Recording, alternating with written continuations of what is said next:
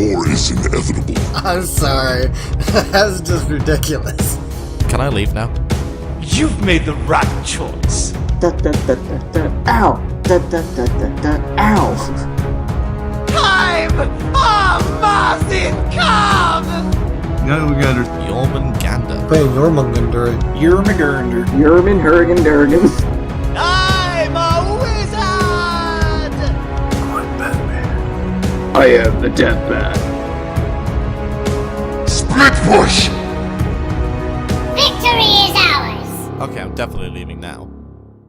Howdy, folks. Welcome to episode... I don't even know. I'm so lost these days because shit hasn't been working right technically wise and whatnot. What are we actually on today? 45. 45. I knew I was right. That's a great number. Episode 45. Along with me here today before we dive in, let me tell you, it's Dirtnap Dan. Hey, what's happening, everybody? It's my buddy Yuki. What's up? There's Guy. Hey, what's up, everybody? Beagle's still astray, so we brought on here today. Oh, look, I rhymed. It is the only one and only Alpha Jackal. Hey, how you doing? Doing good. How are you, my friend? How are you? I'm decent. We just come off quite a nice scrim session. And yeah, looking to just have some downtime, chilling, talking to you guys. Cool, man. It's always nice when you can end your Smite time on a good note and then just feel good about that for a while. Exactly. Yeah, we did that earlier today. I'll get to that much later, though. But hey, Alpha, before we get started here today, why don't you tell the podcast world here a little bit more about yourself, who you are, why Smite, and what your involvement is with it. All right. Well, for those of you that don't know, my name is Alpha Jackal. People call me AJ for short. Real name is Andy Barlow. The J comes from my middle name of James, which is why it's AJ. Good name. I'm gather your name's James. My first name is. Got into Smite about 5 years ago now. I remember it was the patch Agni got his remodel on, the patch before Scylla got released, so it was around February time in 2014, I think it was. But that's beside the point. I got into Smite because I played it at university with some friends, and I really enjoyed the game because it had a good mix of action. Felt quite a bit like a fighting game, which I was quite into at the time, even if I wasn't very good at them. And the third-person perspective was just something that really appealed to me. Because Amen. It sort of took me back a bit towards the days of Crash Bandicoot, which was one of my all-time favorite games. So yeah, that's sort of why that's a classic. It is a classic. And did you guys actually play the remasters when they came out? I did not. I did not, no. Well, you guys have to have been playing Crash Team Racing when it comes out, because that comes out in June, like the end of June. Oh, I can't wait for the remastered for racing. Oh, that's gonna be explosive. I can't wait for that. But yeah, that's sort of why I got into Smite, and I'm not gonna reveal too much about my personal life, but currently living down in the south of the UK, in Poole, with my fiance, and we're currently at the time of recording in the middle of a move, so it's a bit hectic, but yeah, it's always fun, isn't it? You can always learn a lot during a move. Yeah, I've learned how to all kinds of things. Learn how to put in carpets. Learned how to take out carpets. Super fun, right? It's very fun, especially the under carpet, like the bottom layer that's really attached to the floor. That can be really difficult to get out, but painting walls is really where it's at. Like, that's ridiculously more fun than you think it is. Oh, yeah. Actually, painting's quite relaxing. I've always found that, when you're done and you can just, stand in the room and look around at the empty room and it's all painted up nice, and it's like, all right, high five, man, high five. Exactly. Oh, go ahead, Yuki. So then there's always that mix between how fast can I actually roll this paint and how fast can I go and not make an utter mess. Yeah. The way of finding balance in one's life is so important. But anyway, so what are you doing in Smite these days now? Some changes been going on a little bit, at least, right? Yeah, so for the past 2 years, I was a coach in the Pro League with Team Rival. Not the current Team Rival, the old one, the one that people got to know and love with Kalas, Wolfie, Deathwalker, Vote, Ice Baby. Now, however, because I was not able to move to America, obviously I'm still living in Poole, got a fiance, bought a new place, really tied down to a job here as well. Didn't really feel like it was financially worth it for me to move over, so I decided to drop down to the SML, and I'm currently the coach of Team Queso, and we play our first match on Tuesday. Cool, man. Yeah, I look forward to see what comes out of this bit of a shakeup with these, teams that didn't move. Well, I think the teams that are going to see a lot of popularity and the teams that are going to see like the most focus on how do they settle in will be Out Cold and Simplicity. Obviously, Out Cold being the roster with Prime, Emilito, Dimmy on it, and Simplicity is the one with Fails, Maniac, Death Panther. Right. The minor league got a lot better this season. It did. A lot better. Yeah. Yeah, I'm interested to see how popular the minor league is now that so much has changed. Yeah, that could definitely draw some crowd in. I found that, being new to the esports scene entirely and, coming in with Smite here over the last couple of years is, at first I only tuned in, at like HRX and watched, some of that, and that was cool. And then, the next year I watched some more games throughout the year, but still nothing consistently. And it was always following a player. So, I think, with people, going down to the minor league and not making that move, I think you're going to see more people paying attention to the minor leagues. Right.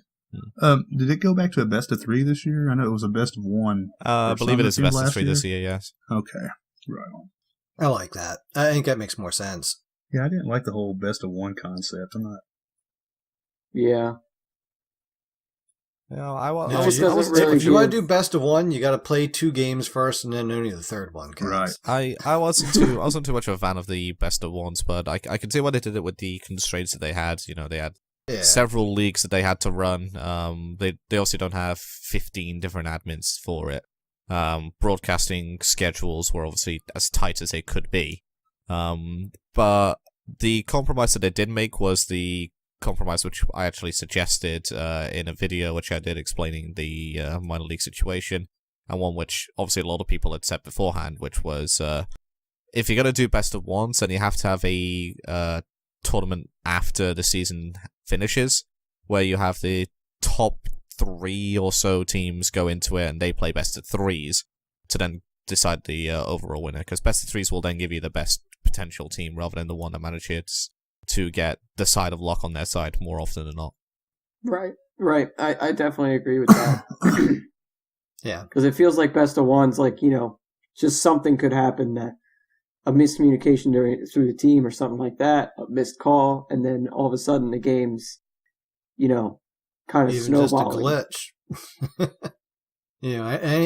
Any moment in Smite, any moment in any game can be that deciding moment where the game just changed, and this is what the outcome's going to be now. Yeah. So you got other things going on. You're an Olympian also, right? Yes, I am an Olympian as well, part of the 9-person council that people can come to with issues or feedback for the game, or even something that they would like to implement, like a specific god. If you are going to do a god, bring a mock-up kit of that god, or just say why you think the god would be interesting, and maybe bring up like its defining ability. If going to be bringing there's a way for me to get Baba Yaga into the game. Yeah. If you come to me with, or any of the Olympians with a concept of the god, why they would be interesting for Smite, and it doesn't have to be like the entire kit. Just the defining ability that you think would be central to the kit. For example, with Nemesis, it's her ult. With Camazotz, it's his passive. Thanatos is his passive as well. It's all those sort of things that just define what the god is. I'm totally down for that. I think I'm really excited about this whole program. I mean, to me, a game that's communicating with its community to improve the game and making that a two-way street is very exciting. I mean, you just don't see that when you look way back in time. It was just we played what we were given, and now we're getting to give our own input and help design the game that we want to play. I mean, honestly, I learned that as a dungeon master playing D&D years ago. The best ideas came from the players. I ran an adventure one time where all I did was draw a map and put them in a situation, and whatever they feared was going to happen, that's what I made happen, and it worked out great. All right, so, well, what all we got going on here, Yuki? You said what we got here to talk about from the old Smite updates. Well, since they're doing this baby patch in betweeny hotfix report thing, I posted in the technical jargon a link to it, just so it's easier for y'all to find, for the progress report, which has to do with their god balances. So they're now releasing statistics based on buffs and nerfs that they made for popularity, win rate. Typically, this is, bookended by platinum, MMR, and above only, unless specifically stated. So that's actually really interesting to see. We've not had that. It's usually just been, how does it feel? How often do we see them? How often do they win? Blah, blah, blah. But now we have kind of hard statistics, which is going to help us understand, like, oh, it did help or it didn't help. And also, you can kind of see what they're tracking. So it's not just feel like, oh, they made this nerf out of nowhere, or they made an additional nerf out of nowhere. And basically, along with that report that we get, we don't have any hot fixes or anything this time around, so that didn't pop up. But they're also letting us know that they have a bunch of bug fixes that they know about.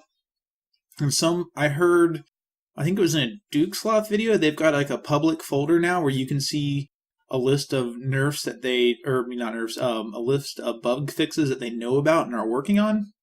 And I don't have a link or remember any of that, because that was like 2 days ago. I do have a link for it. It's there's a link for it in my Discord server for those that are part of it. If you want to join my Discord server, you can find it in my my Twitter bio. I'm just gonna quickly grab it for you guys right now. Awesome sauce. That'll be great. So somebody was prepared today. That makes a first. Yes, it's actually pinned on the general chat, my Olympian section in my Discord. So I'm putting it in, I don't know, technical jargon. There you go. Yeah. Sure. Awesome sauce. The other thing they're really doing with these mid-patch updates is the skins. So we'll go over them.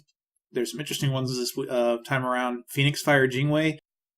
I don't know how I feel about the in-game model, though. I haven't seen it. Yeah, it's pretty sweet. It's fire. It's cool. Not a huge change, but still pretty good. The Ragnarok Hera, on the other hand, big left turn from her core base model. Argus is just gnarly looking in this one. So, I'll be looking forward to that one. The Odin, Dan.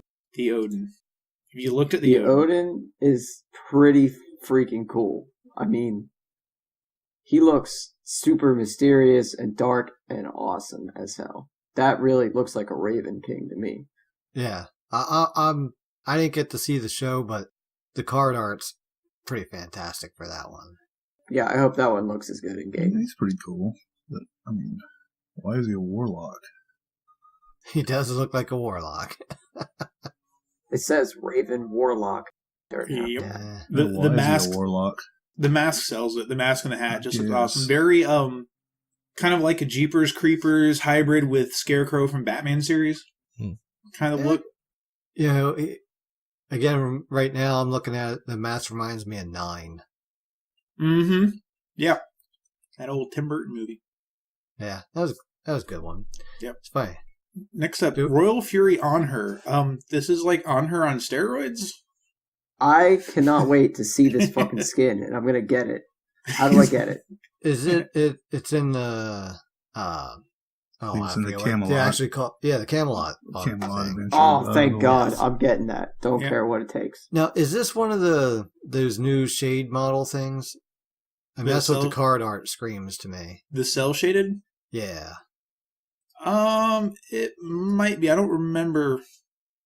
from the show. But our standout this patch definitely has to be this Shell Shock Agni skin. Which both of these are in that bundle. Yeah, this Agni skin is freaking that's awesome. a sick bundle then. Yeah. Easy. I believe Easy, the take Shell my money. Shock is a community skin, right? Is that the one from Wolf Dog Art? I think so, yeah. Yeah, I'm almost... Now that you say that... Oh, yeah, I've definitely seen that in the community for a while now. Yeah, the animations are awesome. The old, 40s style bombs for the ult and everything. The giant rocket. It's pretty sick. And then Master Soulbinder Merlin. That looks like a super cool Merlin skin. Holy shit. Him and the nuclear skin for Baron Somnia are going to be pretty funny to see next to each other. Oh, that's going to be fun to have that. Dude, it'd be cool if we could make a whole team that kind of looked like that. Yeah. God, Merlin's just so fun to play. I just can't do it. You could get the Loki skin that so takes his head off and bounces it around. No. Yeah. Just no. Loki? No. Just no. No. Just no. It's like it was like I the know how agreement much from last Yuki night. loves Loki, so I had to say it. Last night, we played 3 arenas, and 2 of them, we saw Loki with 8,000 stars. And I'm just like, if there's a Loki in this 30, I'm not playing arena for the next week. And we didn't. So now I have to play arena so I can see more Lokis. But it was Friday night, so that's when all the Loki mains come out. And that's it for the Soulbinder update, Master Soulbinder update. I guess this means our patches are probably going to be a little bigger as well. They said what the patches are going to be. If I can get past this stuttering. They said all have those moments. They said that the patches are going to be changing, where every patch skins are going to come out. They're still going to keep on their skin content schedule, but balance is going to go from every patch to every other patch. And on patches where there is no balance, they're going to be doing what they did during the patch note show this time, which is showcase how select buffs and nerfs went. Basically just to give more clarity to the community about why they are doing some of the changes that they are doing. Yeah, I'm good with that. As long as they're putting out quality patches. I'd rather have quality patches once a month. Yeah, same here. Yeah. It also brings a lot more stability to a pro league meta. Right. Which is obviously good if you are able to play on that meta, bad if you're really struggling to play on that meta. So it's pretty bad for me. Like I should probably just uninstall Dan, that. You struggle to stay logged in. Yeah, that's pretty much how bad it is. Yeah, well, we all have our ebbs and tides with playtime. You know, if you drown yourself in it, you literally do that. You drown at some point. You got to come up, breathe air, do some other things, and then allow that cravings for Smite to come back, and then go satisfy it. So, an interesting thing is balance progress report. You see, the first one is King Arthur. He's like the most popular guy with the worst rate, basically. Is that right? Am I reading that right? His win rate is the worst, 99, second worst. Yeah. His popularity is number 1. They'd have 100 gods for the stats, because obviously Yomingun wouldn't be out then. Right. Okay. So he is last. He's dead last. No, if he's number 99, then he's second from bottom. I mean, there's one god below him, which I would imagine would be a stand switching god. Yeah.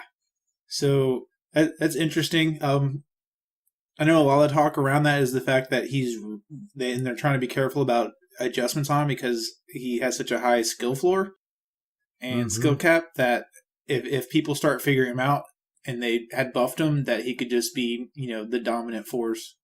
They didn't want to see that happen. We played against one today in, I think it was Assault when I was playing Al Kwong. And I had to literally pay attention every time I was able to build, what does he have? Because he was the one I had to be able to handle. The rest were just squishies, but he is so sustainy once he gets into combat. I found them, players who have found that skill cap with him are really, really scary. Yeah. Really scary. Oh my god, scary. Like players that pick up the god for the first time can do extremely well with him because of the fact that he synergizes so well with warrior shield. The gladiator shield, right. sorry. Yeah. It's the warrior shield because all warriors fucking buy it. Right. Yeah, one or the other. Yeah. So he's synergizes so well with it, and whilst you're having it in the early game, mid game laning phase, the enemy team is not gonna have anti-heal, and that's where he feels like he is the strongest during that laning phase segment, because he just out-sustains everybody. He will do a lot of damage to you, and with seemingly no cooldown between his abilities. If you try and gank him, he'll just kill both of you because his combo ult's up all the time due to the fact that he just recharges energy so much. He'll then get ahead and then go into the mid-game and late-game team fights whilst ahead, which gives this sense of him being, better than he truly is right now. But if you're unable to get that lead off, which is what a lot of players who don't meet that sort of skill floor are doing, they're not getting that lead, they're getting pushed out of lane, they're falling behind, then he just feels ridiculously weak, because it takes a while for him to get his damage off. If he gets CC'd at all during the damage, he's very easy to then just lock down, especially if you have somebody like an RTO or an Ares that could cripple him out of his movement his movement abilities. And sort of that's where the lower win rate is coming from, is the fact that players that aren't meeting the skill floor are playing him because he is a big name. Yeah, you talk to people who are getting into Smite now, most of them are saying that they are getting in because King Arthur is in the game and Merlin's in the game. They're right. Popular figures from folklore. So they're gonna want to play him, and obviously they're not gonna do super well with him because his kit's complex, it's very difficult to master, and that's what's driving the win rate down, because his popularity is so high. Imagine once his popularity starts to fade down, conversely his win rate's starting to go up a bit. Yeah, and I know I attribute to his bad win rate, because, I don't want to talk about it. I attribute to his win rate. I'm good. Yay. I did it, Dad. I'm so We're not proud of you. Oh, I am. I'm proud of them when they do good in Smite. Raised them well. So what do you think of the big guy out here now with Jormungandr? Jormungandr, wow. I sense that he is a solo lane guardian. I mean, he can be played as support as like this early game, I'm going to push you out of the lane and I'm going to dominate the lane sort of support. But the way his CC works and the way his kit's designed really speaks to me as the fact that he's a solo laner. I would agree with that. He seems that he's going to have a really strong laning phase, but the second the team fights start, he's really going to struggle to be a part of it. The best way for him to be in the team fights is to be the secondary surprise engage rather than being the frontliner, which you sort of want your supports and maybe sometimes your solo laner to be. Yeah, he's going to be extremely good at counter-engaging if he's unseen when he goes into his stealth. And a lot of the times in casual games and in ranked games, you're going to be able to pull that off, but when it comes to Pro League play and even minor league play, you're not going to see as much Jormungandr, I think. Yeah, he's weird. Obviously he's huge, and you got to get over that fact at first. However, I kind of find that I like how it makes me look at the field and gives you that you really do get a bird's eye perspective, and you can kind of see things coming a little easier. There's a lot of times where I'm like, if I would have been a normal god, I would have got hit by that, but because I'm Yorm, I was far enough away that didn't hit me. I'm like, and just kind of gaining that perspective has helped me kind of shift that to some of the other gods to be like, I'm too close. I'm out of position. Right, Yuki? Yep. I find his one, it's hard to see where his one, it's hard to see his one. Yeah, you can't see it through him. You can't use instant cast unless you know precisely where your thumbstick is, aimer, at the moment. But yeah, no, you can't really, almost have to have that circle out there. Yeah, it's but it's got some range to it. Yeah, he's slow. Range. I think the thing I find hardest with him is most of his abilities are slow. Like even his 3 to go underground still has quite a bit of a cast time on it before he actually goes invisible. Yeah, getting his timing down has been the hardest because he definitely had he's got the wind ups. He's even his ult. You really got to think ahead of time because it's not hard to dodge, but you can use that against people to split them up and push one guy into your team while zoning off the other team, or the other part of the enemy team. You can do that rather easily. I've gotten a fair amount of kills with it already on the dive in. It's not horrible to figure out where they're going. Again, very good for a secondary engage, as Alpha said here, because you get 3 enemies chasing down one of your guys because they have bloodlust. They see the kill, and then you come diving in over top of that. Yeah, it's a good way to group them up, and you know where they're going to be. You just attack your ally. His ultimate looks amazing. It is so fun. Yeah, his ultimate is really fun. I will definitely say that. It's like, I can fly. Like, I'll stop and look at it. I'm like, oh. Dude, I dove into the enemy fountain in an arena because it was really close. I almost had to kill, but I'm like, yeah, I can dive in and I got another jump just to get right the fuck out and don't have to worry about that. Yeah, I killed someone in their base in arena because the tower doesn't attack them.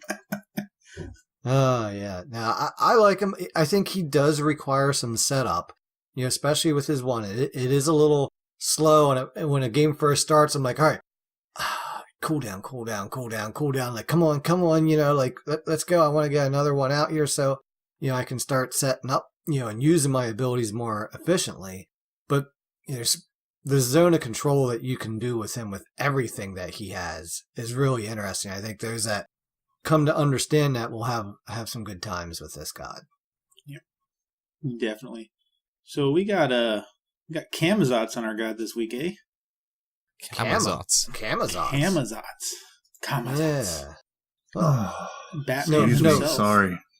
No, guy, we weren't trying to say Gesundheit. We were saying Camazotz. Oh, that's it. Yeah.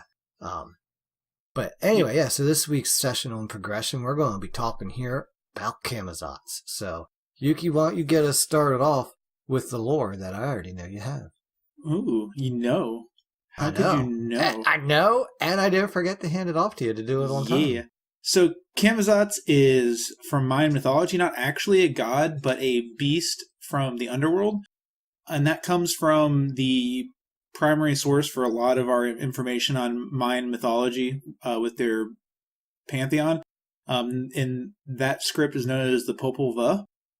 Camazotz are bat-like monsters encountered by the Mayan hero twins, Hanapu, which we don't have in Smite yet, which is unfortunate, and the well-known Xibalanque.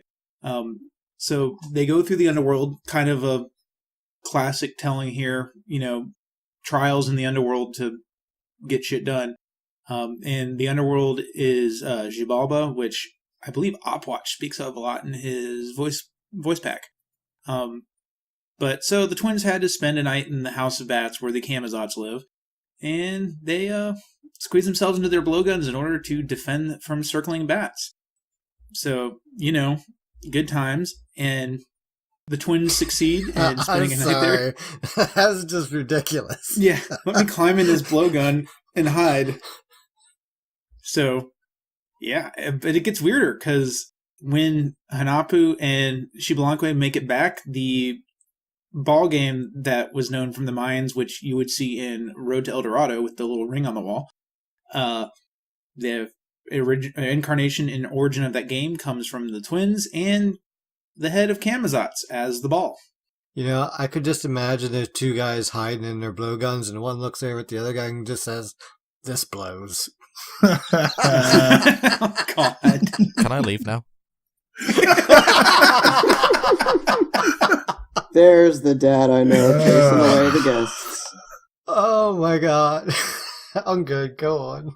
I'm just imagining seeing that scene from Road to El Dorado, with Camazotz's head bouncing back and forth and just blood spattering everywhere. Seems way cooler, but kids' cartoons, movies, and that's pretty much there. There's a little more to his mythology. Nothing that stands out as particularly unusual, other than that his name Camazotz is made from 2 words, Kama and Zotz. Big surprise there, meaning death bat. So literally, Camazotz is death bat. He is Batman. He is. I'm Batman. I am the Death Bat. Alright, Dan, fly through those abilities here real quick so we can learn how to play this guy. The passive for Camazotz is Essence Drinker. Camazotz has a passive Essence Drinker bonus for physical, lifesteal, and healing. Also, anytime a god dies, they leave behind a pool of their essence in the spot they were slain. Camazotz may stand inside these pools to drink the essence every 0.5 seconds, replenishing his health and mana.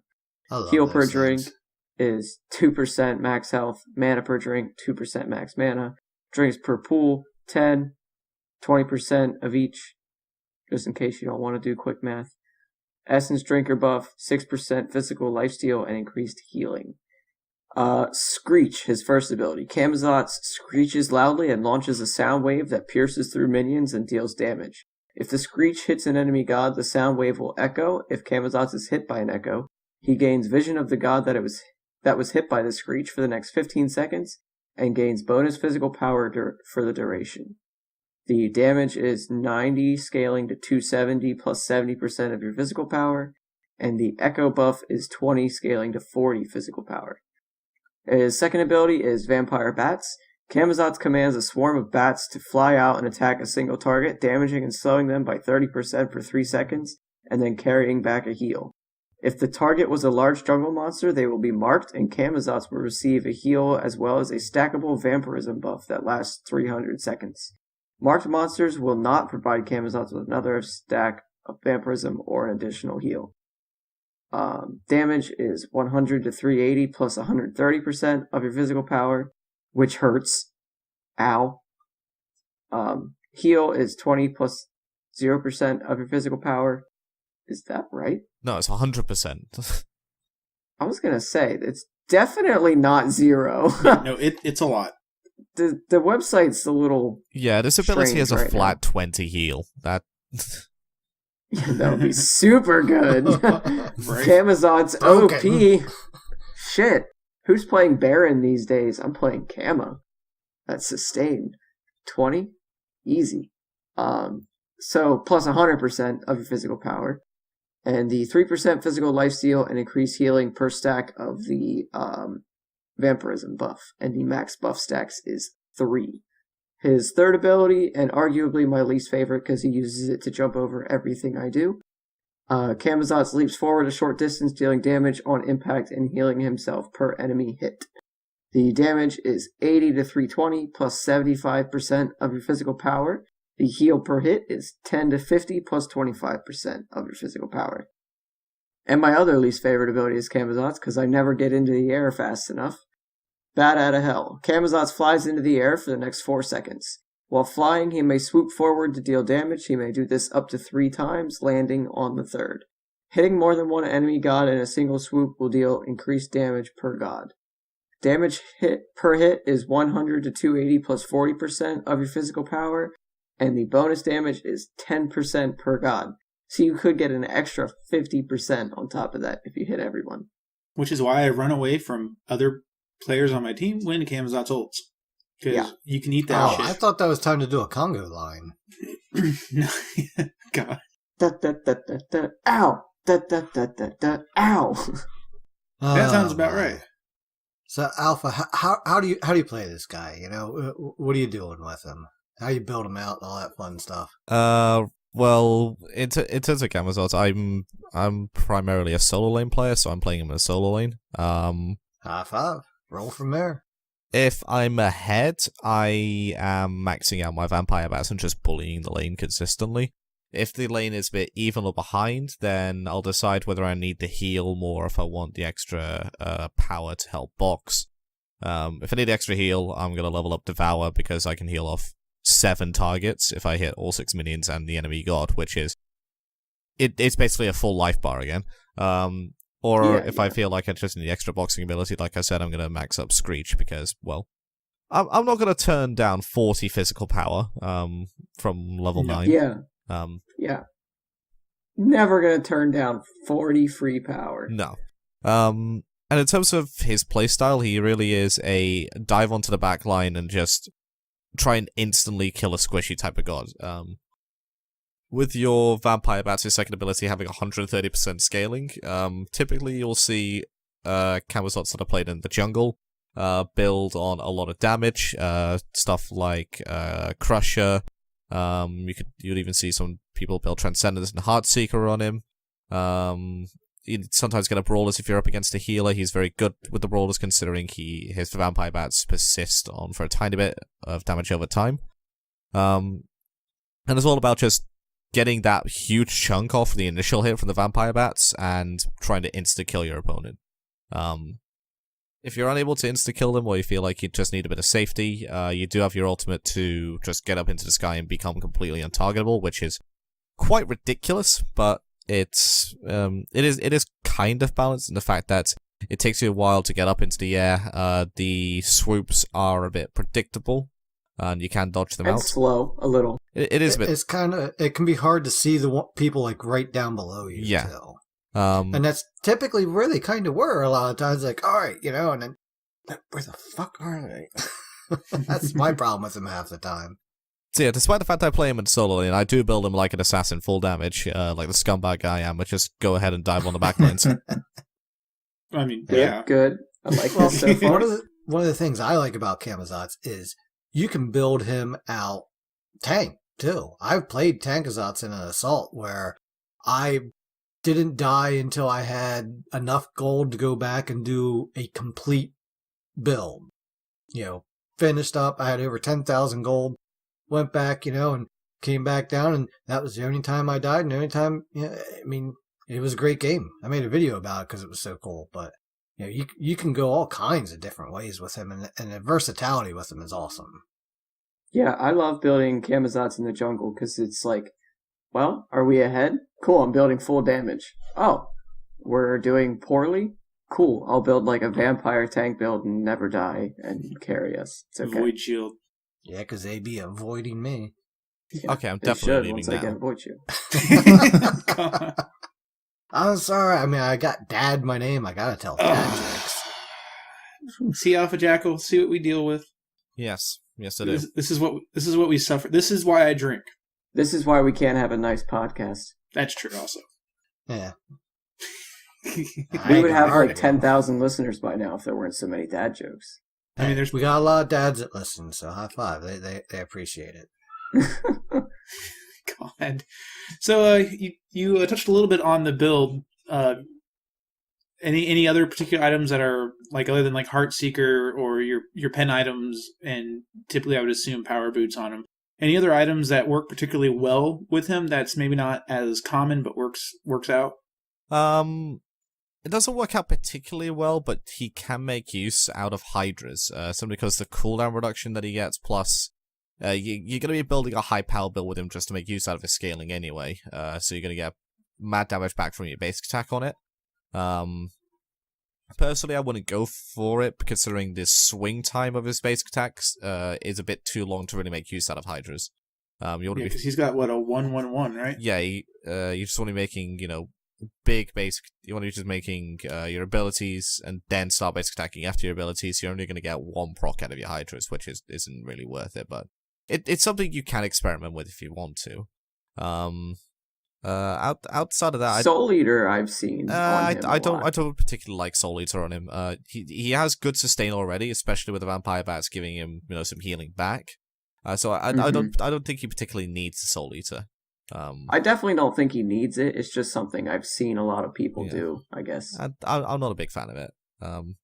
As I said, I prefer Boots, Transcendence, Crusher, Titan's Bane, Heartseeker, and then whatever sixth item I need. Sometimes it's a Brawlers. Other times it's something like a Void Shield, just for a bit of extra penetration. Shifters is also a decent item to pick up on him. Ankylae, if you need to dive onto the mages consistently, you want that extra silence. There's many different avenues you can go down for the Camazotz. Yeah, so what you're saying is grow a set and run at them. Yes. That's always a good feeling when Camazotz back just dives pretend you're Deathwalker. Dives me with his Ankylae and I'm silenced and dead instantly. Yeah. Oof. So if you're staring down the barrel of a Camazotz, how do you play against him? You basically, the best thing to do is, because his Vampire Bats, his second ability, is so delayed from firing to actually firing. You do have time to see the animation start and then pop your Aegis, and that will absorb an obscene amount of the damage, considering you are getting rid of the big chunk that Vampire Bats has, plus most of the ticks from it. Outside of that, if you do see him blink in, try and make sure you do CC him to create some distance, considering his distance closing isn't really that great. And because his kit is primarily based off of skill shots, if you do manage to put him at auto attack distance, it'll be very difficult for him to hit his abilities onto you. Once he gets up into his ultimate, you just need to run in unpredictable patterns, try and make him miss the swoops, and then bob and weave, man. Dodge, duck, dip, dive, and dodge. Yes, the 5Ds. The 5Ds of dodgeball also come into play here. And then once he lands, you should have your supports, or like your supporter and your solo laner back with you to just help heal for the Camazotz. There's always something to be said when you know he's done 2 swoops and he's just desperately looking for a way out with his third, and you got the angle on it. Whenever he's just when he's just done like 1 or 2 swoops, he's just sitting up there. I'm just in my head playing the Sonic underwater time theme. You know the one I'm talking about. Where's he going with this? Oh, that's a good one. Shit. That's definitely true. Of course, my favorite question is which skin? Which skin? I use the Molten Camazotz skin. Yeah. I think it's Molten. Brimstone. Brimstone, that's the one. Brimstone. Yeah. Yeah, I use that, and I like that. And I have to play with their Gargoyle skin because Gargoyles was the best 90s animated series. I remember that series. That was a good series. It was a very good series. I don't like the dinosaur ones because of the voice packs. Yeah.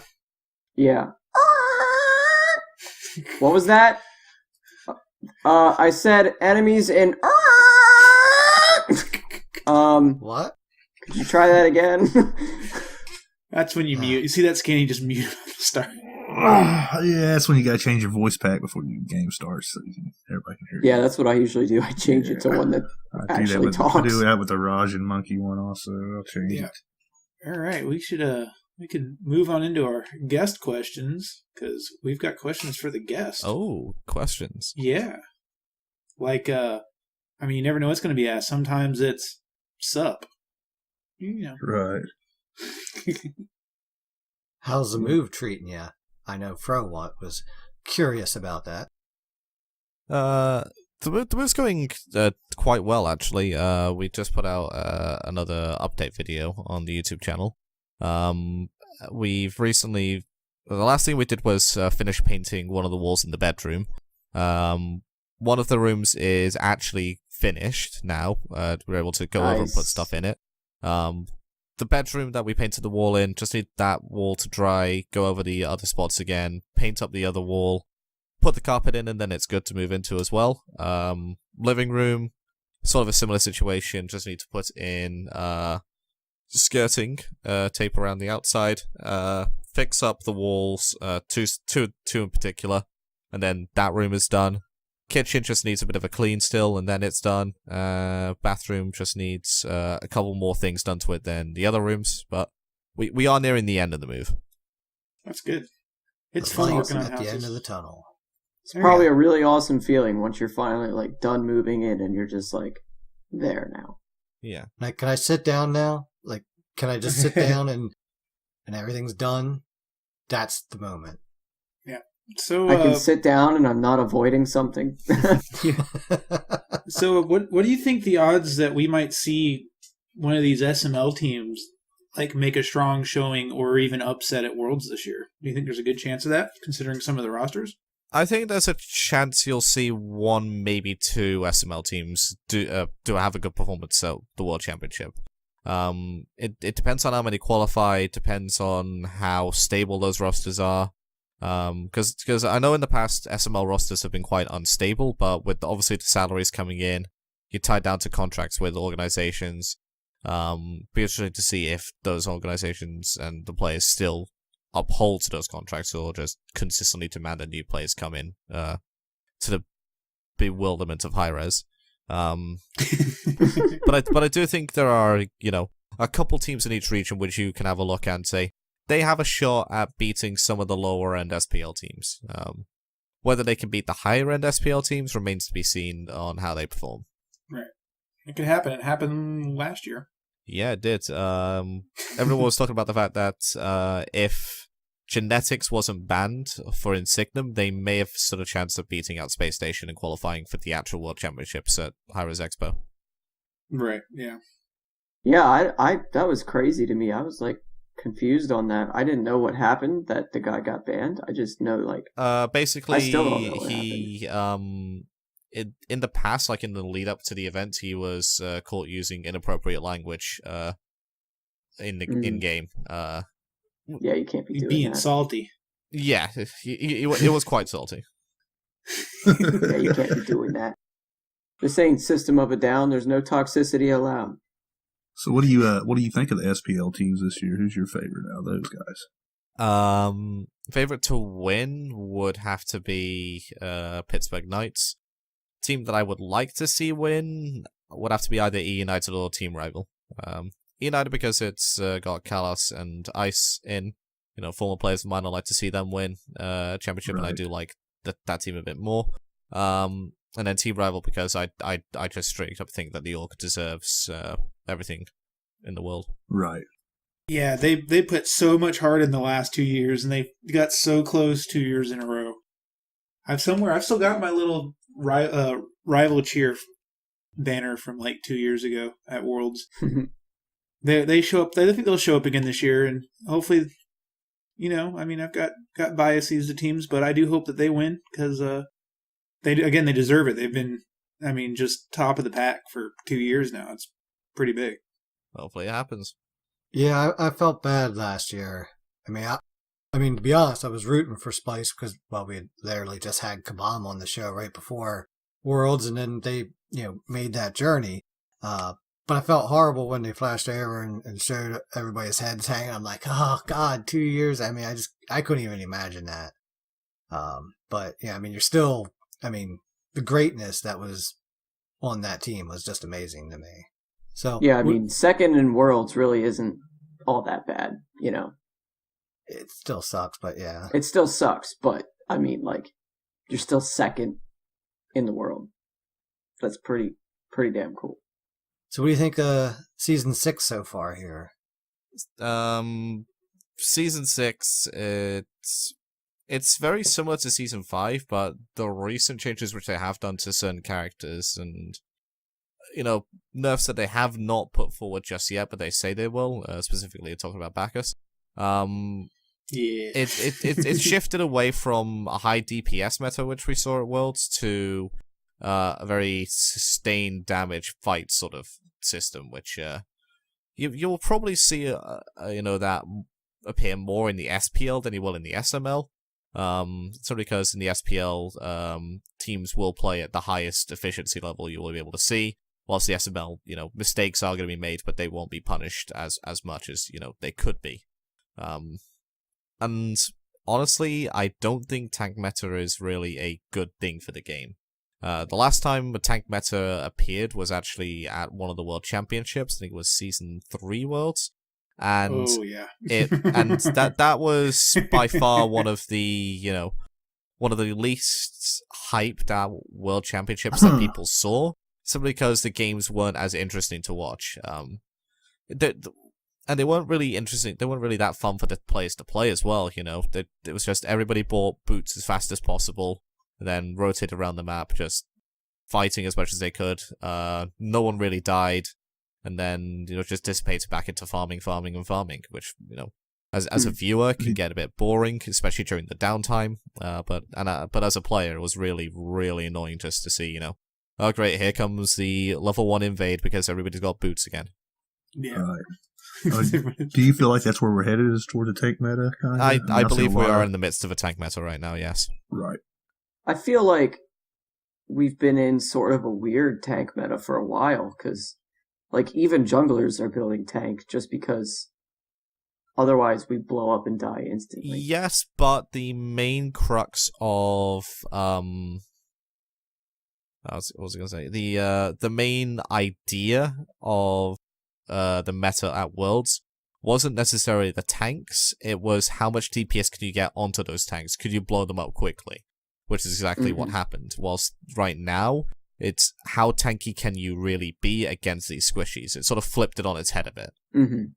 Yeah, it's tricky to balance. It most certainly is, because, you want tanks to be able to do their job, but at the same time, you need a mage to be able to do their job, too. It's finding that balance between those, that damage output and that defense and being able to live through it. It's always I think there's always going to be a little bit of a battle there with that one. It feels like mages have took a hard hit this season, since I don't know how many items have been nerfed so far from the mages, but gosh, it's a lot.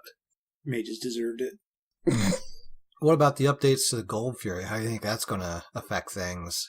I think you might see a few more fights around the Gold Fury, but I don't think they're going to do much, because the Gold Furies aren't that great. Regular Gold Fury just does nothing past 20 minutes, apart from just give you a bit of gold, which you might get on your way out from having Fire Shine, or your way back in from taking out some towers. The Oni Fury is going to be the one that's utilized the most, I think, because you're generally going to get it after you have a Phoenix down, after you take down a Phoenix, sorry. Somebody just to get that boosted fire wave, which is really difficult for the enemy to deal with, but even then, just a couple of abilities and down it goes. And then the Primal Fury right now is in a very, very bad spot. 5% extra damage against jungle bosses is just not doing enough, especially when you have to stack it 3 times to get 15%. Only then does it really start to make an impact, but you will never get 3 Primal Furies in the middle of a game. The game has to go on for about 50 minutes before you even get the third one. So I do feel like Primal Fury needs to be buffed a bit more before we start seeing those Gold Furies have more of an impact in the game. Because right now, they're just a secondary objective again post 20 minutes. How about the Totem of Ku? How important that's going to be early game? Now that it's in a state where you can kill it past its third spawn. How about that? Because before it was, scaling its health incorrectly, it just became obscenely tanky on its third spawn. But now that you can actually take it down, in relatively quick time afterwards, I think you're going to see a bit of focus onto it from the solo laners, not necessarily the junglers unless they're over there already looking for a gank. They just decide to just take the totem, then you'll see the junglers do it.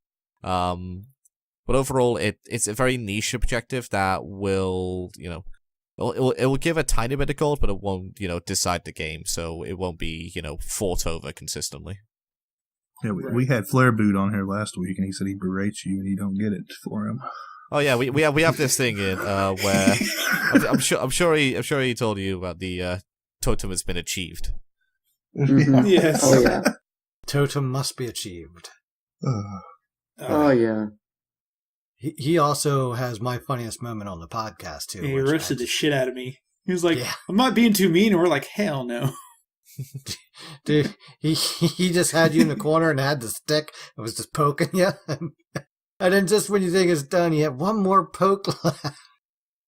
Oh, good times. I laughed during the show. I laughed while I edited it. I laughed while I'm listening to it. Oh, that was a good one.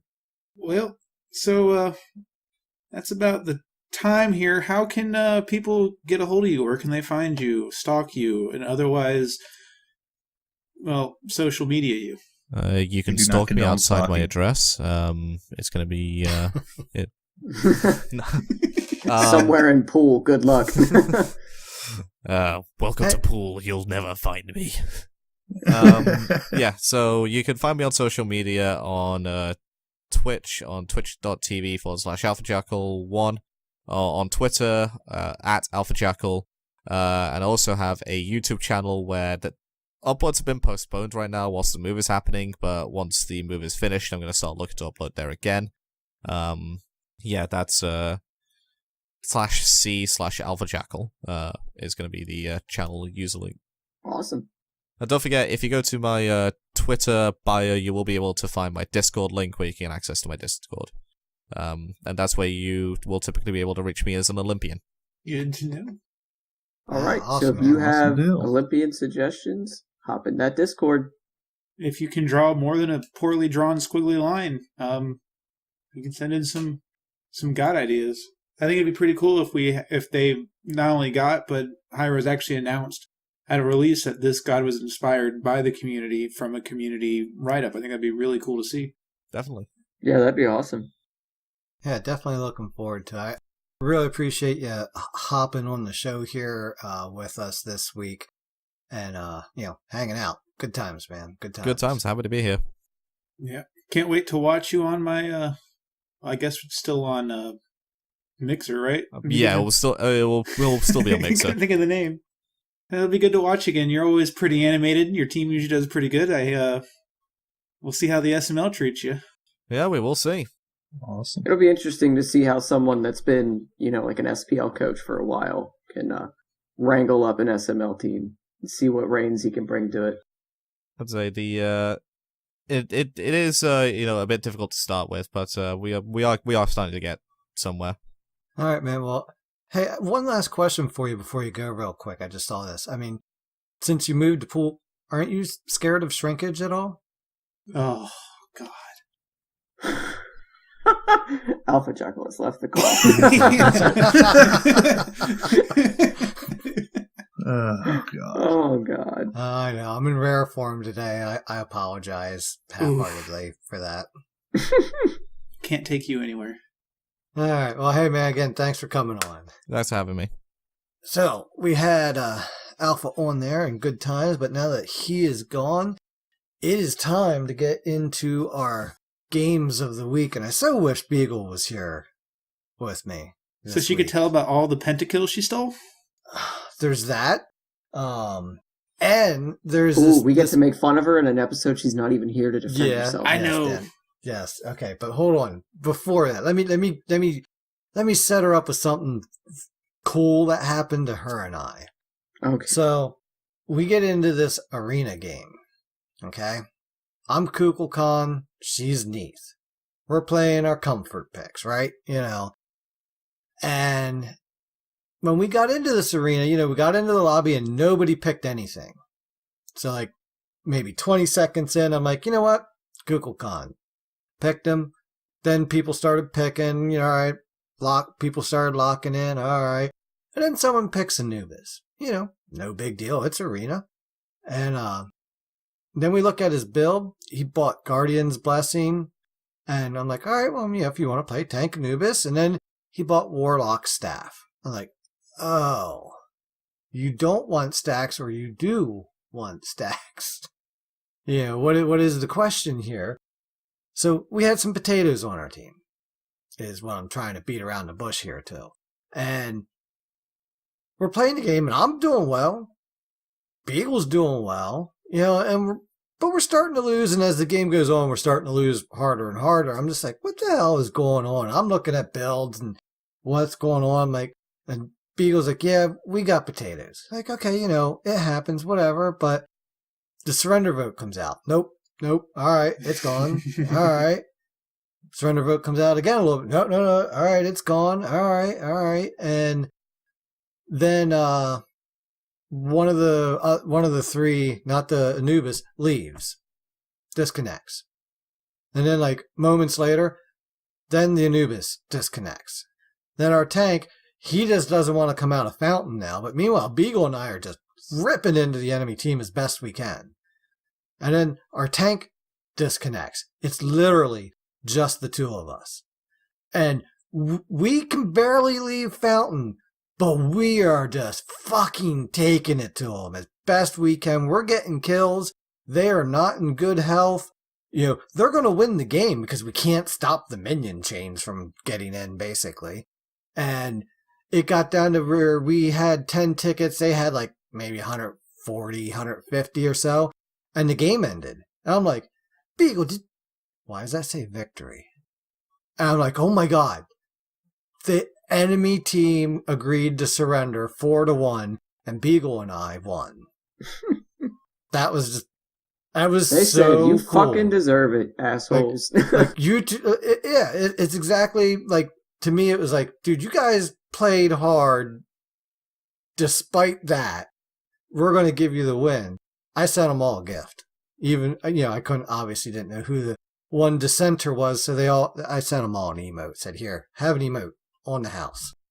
And I told them they rocked. But no cancel that's. Not at all. I thought that was really high five. I thought that really was. But, yes. Anyway, so Beagle's not here. And last night, we were playing Assault with the four of us here and less... Or no. You weren't in yet, were you? Were you in yet? I have no idea. Was that the one where I was Goob? It was when Herg was playing Thanatos. no. Okay, so it was Guy, Beagle, that was hilarious. Dan, me, and Herg then, and we're playing, and Herg's like, "I'm gonna go get a pentakill," and literally he does. He comes out to lane and literally just gets a pentakill. And it was fucking great. I mean, it was just, he called it, he fucking did it. Oh, I so could have stole it too, and I thought about it. Yeah, you could have. Crossed my mind. Yes, you could have. Steal it. Ooh. You could have stolen that. You could have pulled Beagle. But you didn't. Beagle wasn't there. However, she was there the second time. When he's coming out the lane and says, I'm going to get a second pentakill. And goes to fucking town. There's 1, there's 2, there's 3. Here comes 4. Nope. Beagle anticipates, waits.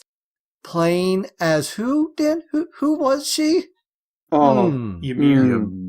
Ymir. And she clubbed it too. She said, oh my gosh. She timed it perfectly and boop.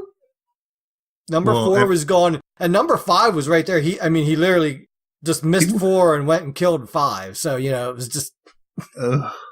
she said, if you get another pentakill, I'm quitting Smite. I'm uninstalling it. I'm like, oh shit, he's going to get a pentakill. He's going to town. And then she stole it. And she on purpose. And laughed maniacally the whole time. Oh my God. Oh, Herg was so pissed. Yeah. Oh man. Freaking speaking of Herg, man. Freaking the assault that I did join in, where it was me on Geb, Herg was Kepri, Dad, you were Arachne, Dan was Neath, and Beagle playing some sick knocks. Oh my God. That game. It was just at one point you realize that, oh yeah, Herg's great at grabbing people. Mm-hmm. And yeah, that's just the end of it then, because I'm like, I'm just going to stand behind him. And every time he grabs somebody, I'm going to go to town as Arachne. And that was just fucking great. Yep, we got the timing down. I think 4 or 5 separate times Herg would grab.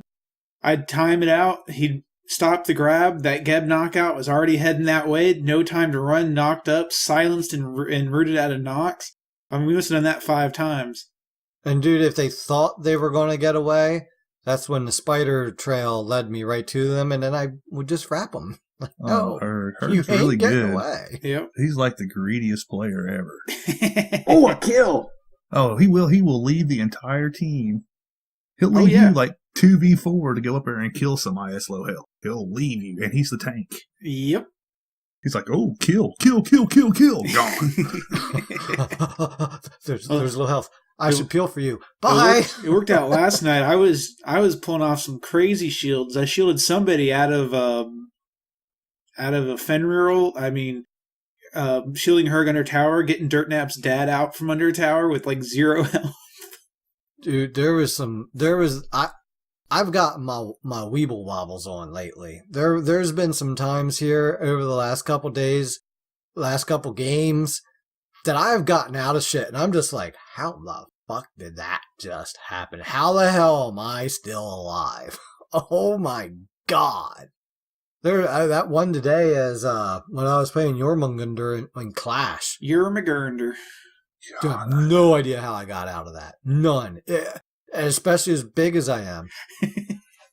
I cannot wait till the Jormungandr craze is over with, because I'm so sick of seeing Jormungandr, 2 Jormungandrs just bouncing all over the place. There's pools everywhere. That's every new god, though. Right. Yeah, but I'm a Jormungandr main, that's for sure. Oh, the other day we had who was it? Was anybody with me when we had the Morgan? Maybe it was just me and Beagle. They had a Morgan and a Jormungandr on the other team. Oh, yes, I was there. 3 Jormungandrs. Yeah, it is kind of hard to tell when he's big which one he is. Yeah. It's like, which one was that? At some point, though, I want to see an enemy Jormungandr, an ally Jormungandr, and a Morgan ulting as Jormungandr, and I want to see all 3 of them ult and do some like synchronized fucking Jormungandr ults. Right. Diving like sideways across lanes, like at the same time, Or with one like right out the fucking middle. dolphins. Or you could get all 3 of them, position them in a row, side by side, shoulder to shoulder, kind of offset and behind Apophis, and record that, and then use it as like a music video clip with You could have 4 singers. of them, though, because both teams could have a Jormung or a Morgan as well. Just 4 Jormung.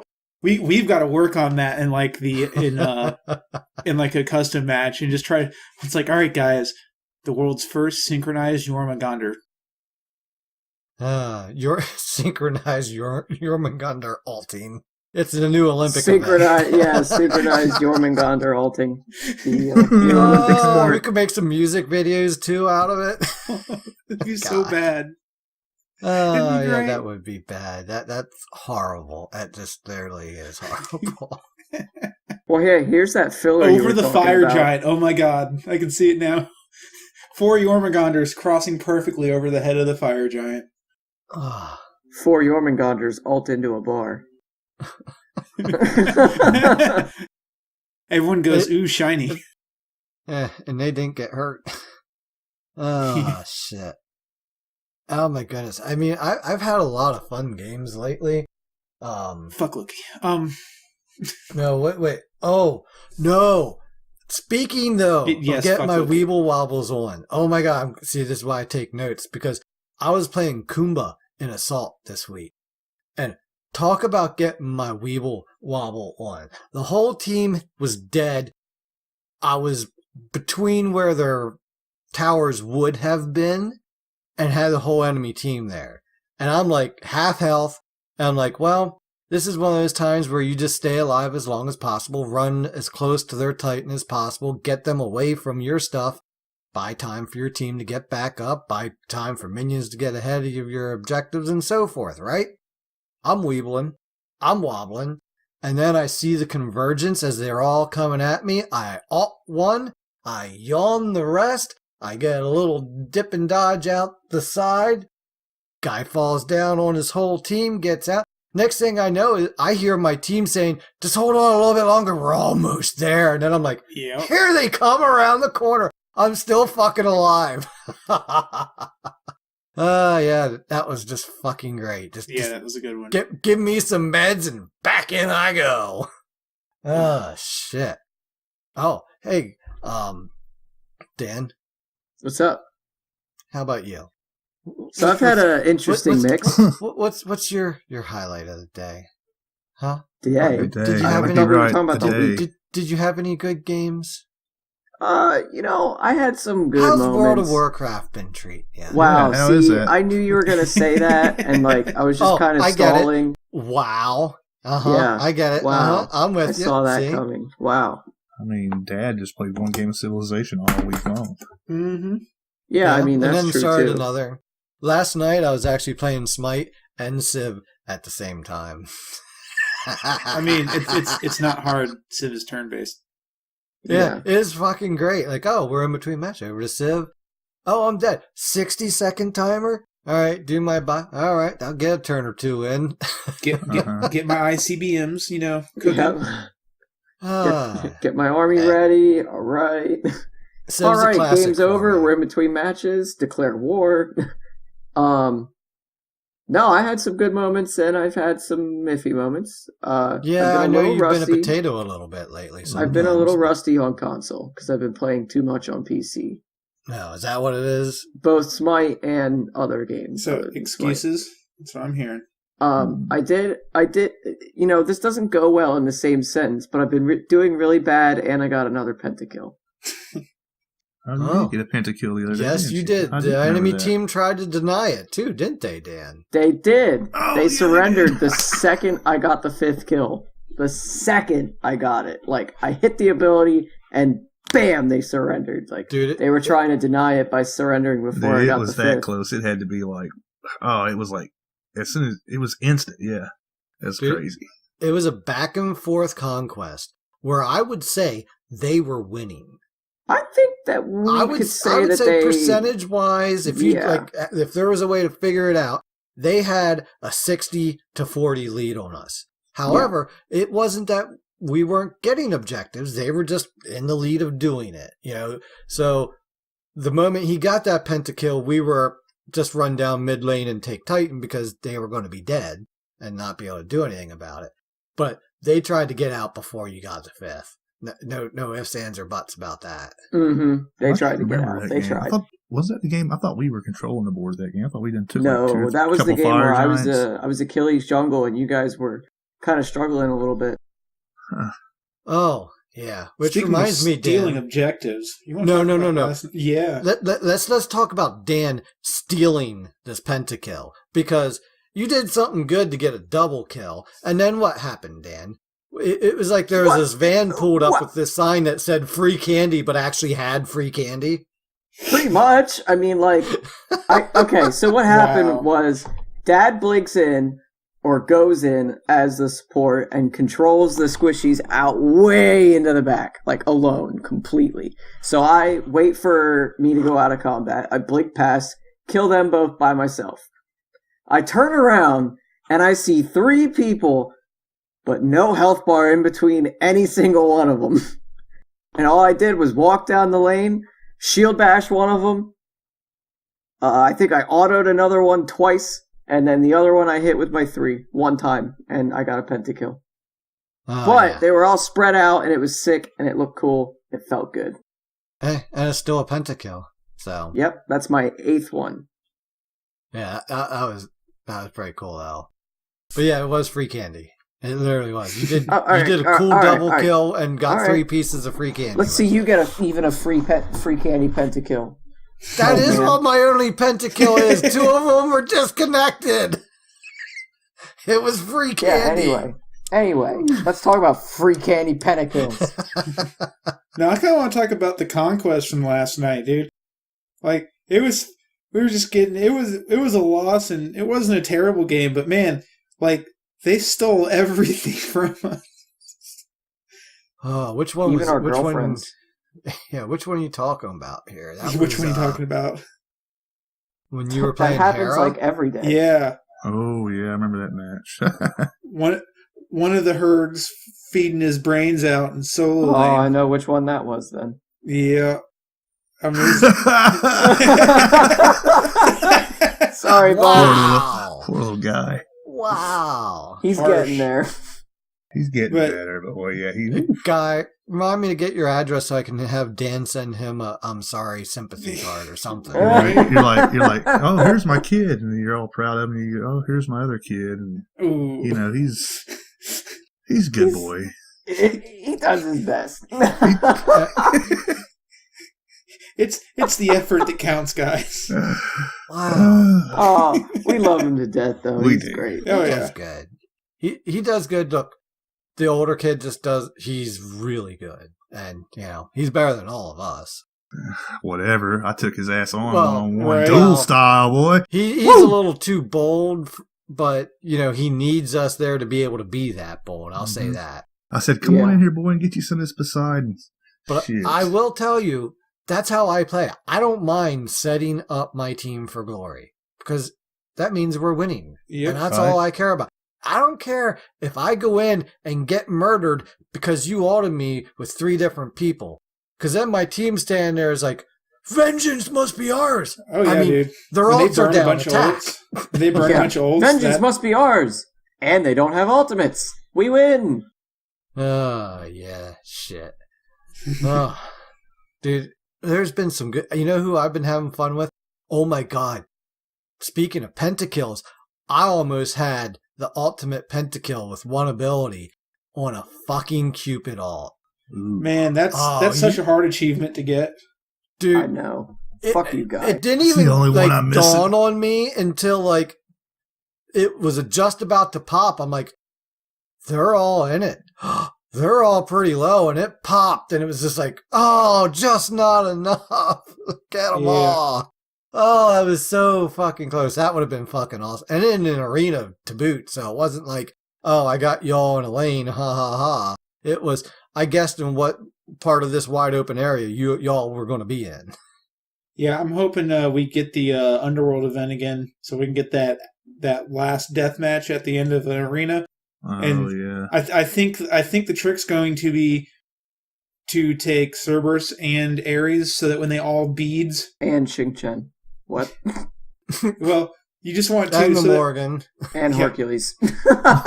just so when they all beads at the end, from like a Cerberus, then the Ares can ult and get the pull and pull them off. Because Actually, the Ares Right. should all Ares pull the ults beads. first. Yeah. Yeah. Because he doesn't have He to can't carry go it. over lava. You just want to tear. You just want to knock them all into it. That's all you want to do. Yeah. Dude, Yeah. I miss the Fuck it, I'm gonna corrupted take arena. Hebo and knock him in, dude. Dude, the corrupted arena was by far my most favorite adventure. If they would bring that back, I'd buy the shit out I of it. like the Capture the Flag was probably their best adventure. I It was like first the adventure. concept of it, but I didn't think that it was as smitey as it could be. It could have been better. Yeah, but But it could. dude, that corrupted arena. First off, I thought it was just hilarious throwing people in the hole. Yeah. I remember watching Happiness stream, and he was playing Mercury and kept grabbing people with his dash and throwing them in the hole. And every time he did it, I laughed. And then I'm like, I never played Mercury. Was I'm playing Dodgy Mercury was now. Dodgy out for that? I don't think Because Dodgy so. can control where they get pulled by which way she's looking. Yeah, she might- could stand on the edge and look. She might have been out for the second one when it was the water thing when they would like the things would Yeah, I come out don't of the think water she and was eat in the them. first. Because, Yeah. I mean, Xing Chen was by far the favorite because Ares couldn't pull him into the hole. He could only pull him to the side. No, but you could if Yeah. you turn if you You turn could the if right you way. timed it right. If you pulled while you were falling. That's when you It blue was buff with Hercules very, and just very hit everybody in the difficult hole. for it to happen. Yeah. But there was Hercules a is lot my of favorite Sobeks, for it. Mercury's, Xing Chen's, Hercules, yeah. A lot of pushes on hers. On her. Mm-hmm. The only thing I didn't like about that was the random falling meteorites that just did, you're running out of base. Oh, I got to go back to base Yep. and try this again. You could do Merlin Okay. now. You can catch him with the edge of the vortex and Yeah. yank him into it. Yeah, dude, hashtag bring back corrupted arena. There you go. I think I would like Capture the Flag if you could actually pick characters. Yeah, I think just the 5 characters kind of was Especially because a one of them was letdown on Loki. that. Yeah, the Yeah. fact that one of them was Loki.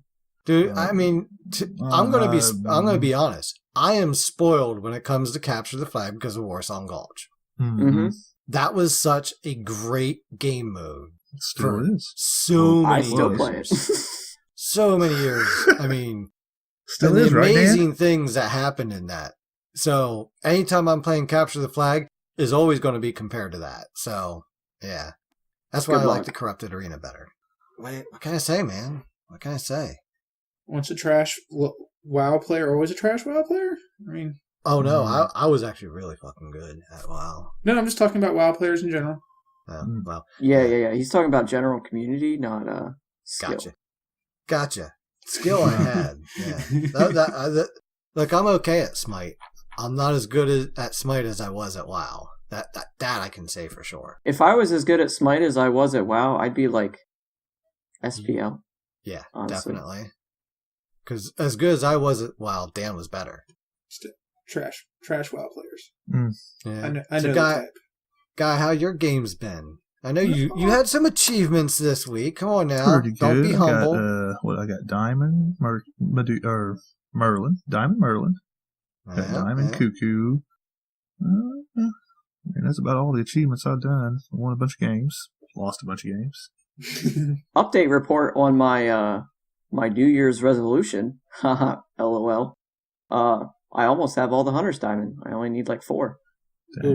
Oh, yeah. Yeah, I'm trying to get. I'm trying to get Update all on my the. New Year's resolution. Still haven't played much for ranked games, but I usually don't start playing the season right at the forefront. I don't know. I'm kind of like that. I kind of forgot ranked was open again. Yeah, the first split's almost already over with. Yeah. Dude, for me, it's like I'm an old guy. So like when the pool first opens and everybody wants to run and jump in. I'm the guy that's like, yeah, let the wave get it settled, let people settle in, and then I'll find my spot and go in and do it. Oh, I finished That's my how I battle am with pass. gaming. Finished the battle pass this weekend. This week I did that also. I've barely gotten to play it. I need to buy it still. Don't want to talk about that. Oof. Yeah, but Feels bad, man. Feels bad. does feel Well, bad. it's your fault. It's not my I fault. made Damn. $5 from Beagle, but I had to give it back to her so she could change her profile picture to a Beagle with a bagel. Yeah, because if you haven't already seen in our Discord, Guy I don't think I put accepted it in the Spaghetti Discord Challenge. other I thought than you leaders did. chat. Put in leaders, I believe. I don't think I put it in the general yet. Ah. All right. We Well, So will. it's still withheld now, information. Guy, you have to because I said that you did. Mm-hmm. I will. Mhm, I will. He's like, mm-hmm. Herc bounced back, though. He did. He bounced back. He bounced Still- back from it. And look, I His said, recovery is going well. honestly, it's his own fault. He should have known it was coming. Yeah. It wasn't like we didn't talk about it on the podcast for at least 1 to 3 weeks in advance notice of it. Yeah, Like anyway. multiple times, I even think. So, hey. Sorry, Herc. Should have listened to the show, bud. What, just because your dad's in it means it's not cool and you can't listen to it? Is that how it works? Right. Probably. Must be. Mm-hmm. That's why it's not cool for me to listen to it. Because my dad's Yeah. It in is. it. I thought it was because you were in it. You can't listen to it. I'm not cool enough to listen to. I hate my voice. I think I sound retarded. Well, it has nothing Well, to do yeah, with you your are, voice. Damn. Ouch. So, hey, I mean- you know what? I do want to hear what people think of Jorgenmonger. You're McGurner. Dude, we were talking about this last night or night before. They need a Swedish chef skin for him. Yerman Hergen Durgan. You're McGurner. Yerman Hergen I don't know. I don't know what it Durgan. would look like or what abilities, the abilities would look like. But yeah, that'd be funny. Oh. When he pops out of his 3 and the 2 pools are formed, they're like, the chef hands just kind of throwing salad up in the air. Shit. Yeah, I don't know.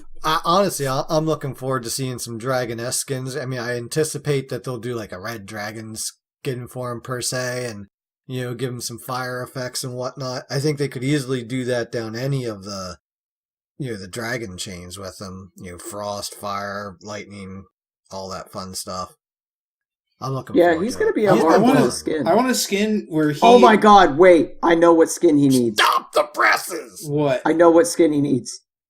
The inflatable wavy arm dudes. Wacky inflatable flailing arm flailing... Dude, no, that's Tubular? not a skin. That needs to be his special emote. He Yes, just starts that's doing what I'm saying. that. Like, that needs to be a skin where he does that. Oh, that'd be funny. Hey, here's more of that filler you were talking about. Yeah, dude, I'm telling you, I played him in Clash and had a blast. I went 3-2-14 in 14 minutes.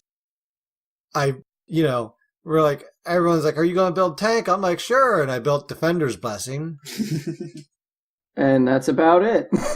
Yeah. Or is that Warriors? I always get them Warriors? mixed up. Warriors Defenders? Blessing, yeah. Defenders is Warriors that Blessing. weird Wario's one. blessing? Warriors Blessing. Wario, yes. Cooldown boots, Bancrofts, that gives me sustain. And then Gem of Yeah, ISO, that gives me health. Crowd control Tank build. reduction. Such tank. Much wow. Then I was building Spear of Magus because, I wanted to, really be able to dish Support out some our damage. damage dealers. Support them, wearing down our enemies' defenses and allow me to, hit them harder and steal more life. Sustain. I was building tanky. This is how you build when you're an idiot, by the way, if anyone's paying attention. Yeah. It's Oh, also, yeah. It's also It was known just as so the much dirt fun. nap way. Oh, Yeah. so much fun. I was just If doing you don't so play much like a dirt damage. nap, I was you're not playing just for fun. flying all over the damn map with my ult and getting kills, knocking If you people don't build around. all rings barren, you're not having fun. Hey, dude, sometimes you just gotta, let them hang out and go. Yeah. Take your balls, put them on the table, let them hang out. Just Hit the ducky. have fun. Well, that seems like an awkward place to end. So, yeah, no. That is too awkward to end there. I mean... No, totally cut it right there. Nothing after that counts. 1, 2, 3. There, that counts. We really can't take you anywhere. No, you can't. No. All right. Any other games we wanted to throw out there this week? Nothing that sticks out. I played a game on PC that was pretty fun. I went 20-3 as Uller in Arena. Because on PC you can aim. Yeah. On PC I can aim, and I can play on instant cast, and it doesn't hinder me. Beautiful. It's very beautiful. Well, dude, that assault where we played against those 5 mages, that really fucking hurt. I don't want to talk about that. Yeah. And the most powerful mage in the group actually was probably the worst mage out of them. Because the Zeus wasn't as good as the rest of them, that's for sure. Well, that's good. The Zeus was way less. Just imagine this. You roll into an assault, and you look on the enemy team, and you see a Jean Coy. Yeah, you know what I'm saying. Jean Coy. That should be a skin. He should be a red and white fish. Yeah, there you go. I'm just inventing things. See, Japanese Jean Coy. There you go. Then they had a Zeus, obviously. A Baron, who is a healer in assault. Should be. You're not going to convince me. The stats that you have are irrelevant because not everybody plays him like a healer. But he's a healer. This guy in 10 minutes healed almost 7,000 in healing. In 10 minutes. Yep. Okay? The game was only 10 minutes long. You know what's funny, though? If we would have gotten to the phase where he could have bought anything. They said that in their notes, that Baron could do 8K in like a game. But they were saying that games would be like twice as long, if not a little bit longer than the game we played, and he did 7K. Yeah. Just saying. 7K in 10 minutes. And an average assault game, I would just roughly would be 20 minutes. Yeah. Yeah. Yeah. So. And his power would ramp up, his healing would ramp up, and so you get all to like... he did, the only items he had was what almost every mage starts with, Chronos Pendant and Boots. That was it. And 7K healing in 10 He had minutes. nothing but his boots on. You know, it was just ridiculous. It really was ridiculous. Well, I think this triple weekend's calling our name here, boys. Yes, it is. I agree. Guys got diamonds.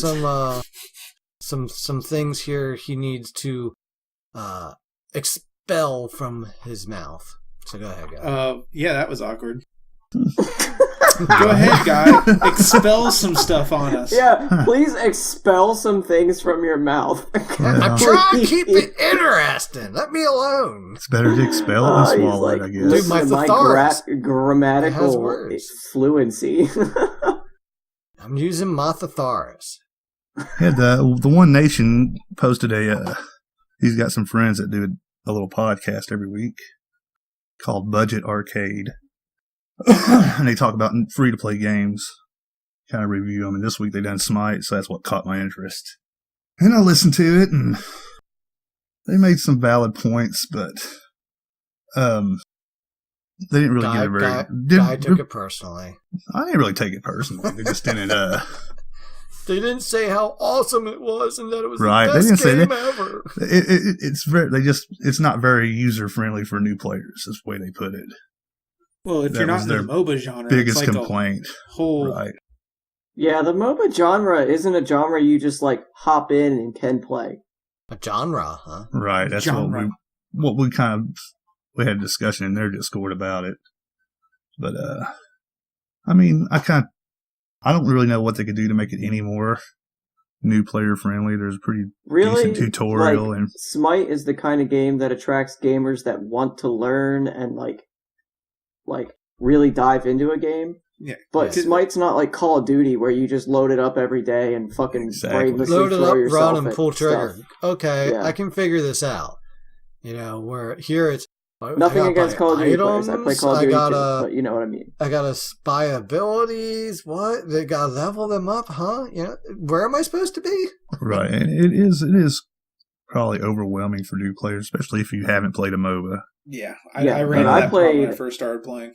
I played League, and then I played Smite, and then I played League, and then I played Smite on PS4. Same thing. I played So- League, and then I played Heroes of the Storm, and then I played Smite. I did play a little bit of Heroes of the Storm, but not Yeah, really. Smite was my first MOBA. But what pulled me in, as Alpha Jackal said earlier, was just that third person view. Yeah. And I'm like, all right, this kind of reminds me of WoW, and I'm watching the boys play it, and I'm like, this kind of looks cool. Yeah, That's- it definitely Um, does remind me of WoW a lot, and It that's did why remind me I of the stuck same. to it so much too. I mean, it's Yeah, a if really you good like WoW, podcast. I enjoyed yeah. listening to it. They mentioned toxicity in the community. It's called gaming. It's Yeah, that's called gaming. it- Get on Because, Call of Duty and kill community- somebody once. Communities can vary with that. They're, like, levels Not- of toxicity do change from game to game. They definitely do. There are definitely better communities than Smite. Yeah. Less toxicity wise. I think that has a lot to do with the genre, though. Like, because I run Honestly, into more the thing nice with people. Smite and its toxicity is people see that more often because they're at a low level. A lower level, yeah. 'Cause Also, people at low you know what? level, they build Bloodforge first item and 5th item boots, and they think they're the god of the game, and they're like, you And fucking I was suck 'cause discussing you it with died him, twice. And the longer Also- you play, the more friends you make and the more people you know and the less toxicity you see because you'll start to group up and you'll Yeah. get dedicated groups and Or even if you aren't grouping up, you'll see people that you've played with before. Yeah.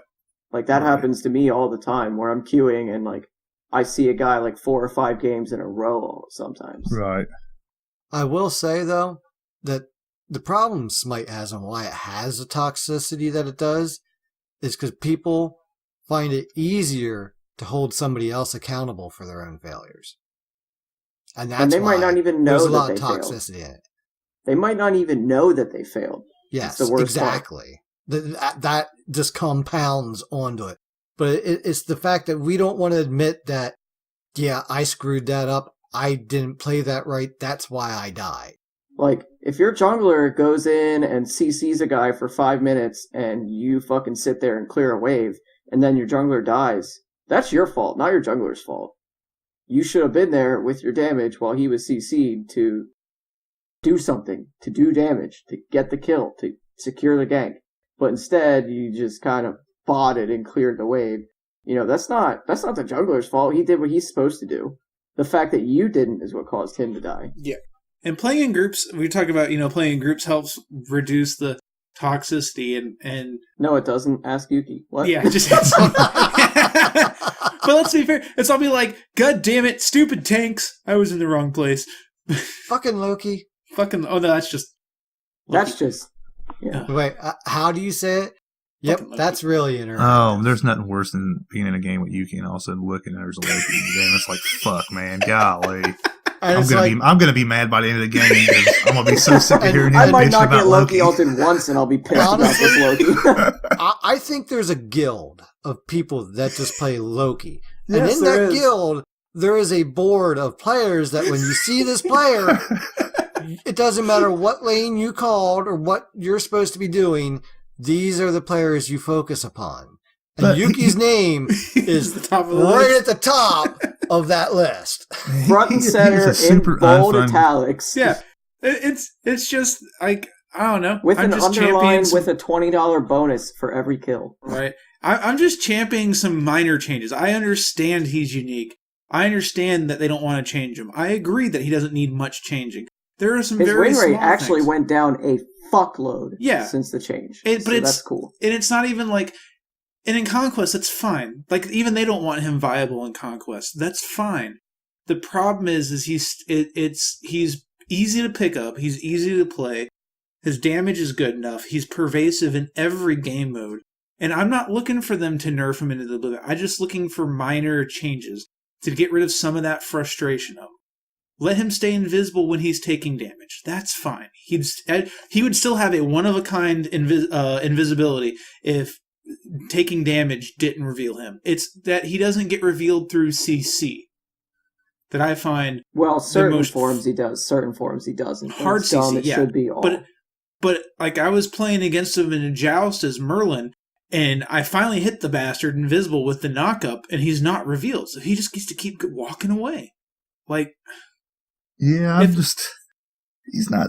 I don't find him that... He's super unfun to play against because he takes your camps, he takes your tests. If you're playing Conquest, he'll split push you all over the place. And it's so I annoying. find that split push gods are just really fucking...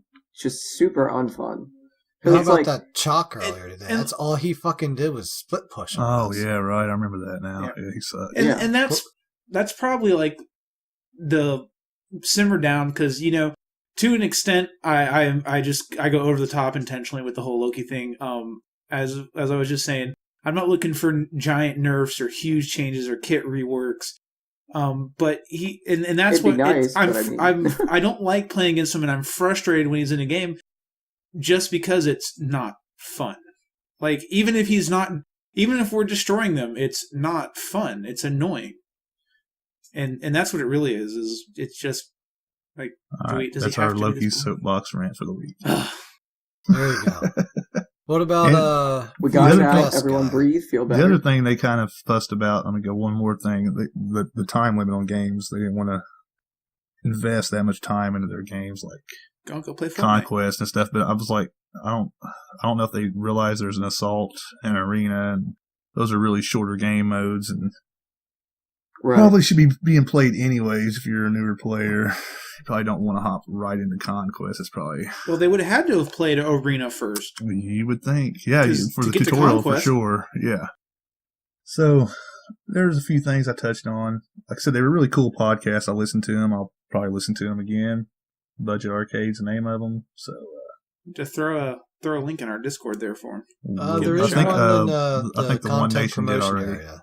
Okay, is there? Yep. All right. Future guest guy, who's up next? Next week we have, let me make sure I say the name right, Camberlin, and she is from Elixium Gaming, Exilium. Yeah, that's one of the new SPL teams? No, I think they're just a very small... Oh, just a small org? Just a small org. I'm not sure that they have any teams in anything other than like their little in-house teams and stuff, so... Cool. So just a smaller org out here. Hey, we like to mix it up, you know. We like to bring in the big names, and we like to bring in the small fries that are just getting their roots going too, you know. So, definitely on that. We will have her next week, and we'll do that thing. Hopefully, we'll have Beagle back for you. So, I do want to take a quick moment here to apologize for this Lemony Snicket series of events that we had. So apparently episode 42 did not upload into some of the podcast platforms, but did upload into YouTube. Episode 43 was when we had our lost computer, died, and we lost the files that we needed to be able to make the week. And that's when people had asked about, like right after that, about, hey, I didn't see this last episode, and they were thinking 42, we're thinking 43, so didn't realize, that, our shit wasn't coming up appropriately where it should be. And then the same thing happened to episode 44. I don't know what it was, but they should be out there now. I know I am actually sharing the files tonight to Yuki to put onto SoundCloud, because I don't think that they popped up on there yet, but I heard reports that they were on the other platform. So if anything's missing, just let us know. We'll get it fixed up. Every once in a while. Computers happen every now and then, okay? Once in a while, Libsyn's links break or something. Yeah, I don't know. So we are all squared up. We are all good. We're still here. So again, I apologize for hiccups, but shit happens when you're doing stuff with computers that are beyond your control. Yeah. Oh, and I also asked those guys, like I went to their Discord and asked them if they had any suggestions on what we could do for newer players, and they never got back with me yet. So if they do get back with me in the future, I'll put it out there for you. Cool, man. Awesome. All right, guys. Well, it's that time to go ahead and wrap on up here. So, Guy, how can folks get a hold of you? You can find me on Twitter at GSmitey. And you can find me on PlayStation at GuyAJ78 and on Xbox at GuyAllSmitey. Dan? You can find me on the Twitterverse at SplitPushPodcast with no A. You can find me on the PlayStation at DirtXNapXDan, and you can find me on crossplay at DirtNapDan. Yuki. You can find me on the Twitterverse, YukiGaming22, and you can find me on the old PlayStation 4 at Rikotse_Yuki, and let's make fun of Dan together. Or Beagle. I agree. Or Mostly Beagle. Dan. Sometimes Or me Herg. too. I like making fun of her. Definitely DirtNapDan. Definitely Herg. Both of them. Everybody. Both herds. Oh, they were laughing like two little schoolgirls last night. I thought they were going to reach through the PlayStations and smooch on each other. Oh, gosh. All right. Well, ending on that note, you can find good old Dirtnap's dad here on the PlayStation and Twitter at dirt_naps_dad. You can shoot us an email at community at splitpushpodcast.com. You can like, favorite, subscribe, get notifications for all of our stuff on all of our different platforms, and cat sneezes. So, And a cat sneezes. all that fun stuff to, keep track of us here. So, you get notifications for when our shit actually comes out when it's supposed to, fun stuff, right? Yeah. If you haven't already, make sure you do hop over to YouTube, even if you don't listen to us there. Give us a subscribe there just to help us chug along with them. That is always appreciated. Last but not least, remember, when it comes to dirt naps, you got to give them before you take them. And when all else fails, you must Split push. Push.